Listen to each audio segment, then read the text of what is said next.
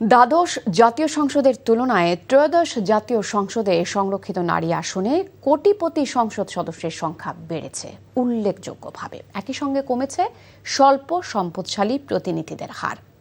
এমন তথ্য তুলে ধরেছে সুশাসনের জন্য নাগরিক সুজন। বৃহস্পতিবার সকালে রাজধানীর জাতীয় প্রেস ক্লাবে সংবাদ সম্মেলনের আয়োজন করে সুজন।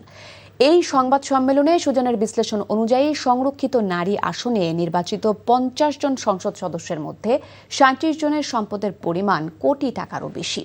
এর মধ্যে বাংলাদেশ জাতীয়তাবাদী দল থেকে নির্বাচিত 36 জনের 27 জন এবং 11 দলীয় জোটের 13 জনের মধ্যে 10 জন কোটিপতি। এই বিষয়ে সুজনের সম্পাদক বদিউল আলম মজুমদার বলেন, অনেক প্রার্থীর হলফনামায় অসম্পূর্ণ তথ্য পাওয়া গেছে। এসব তথ্য যাচাই বাছাইয়ে নির্বাচন কমিশনের আরও দায়িত্বশীল ভূমিকা থাকা উচিত ছিল। নির্বাচন ব্যবস্থায় স্বচ্ছতা নিশ্চিত করতে ইসির আরও কার্যকর ভূমিকার দাবি জানিয়েছে সংগঠনটি।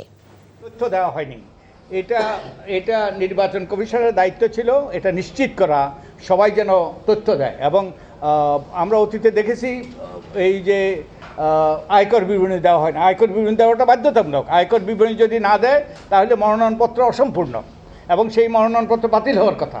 তো এইগুলোর ব্যাপারে নির্বাচন কমিশন যেন ওই যে পরিপূর্ণভাবে এগুলো প্রয়োগ করছে না।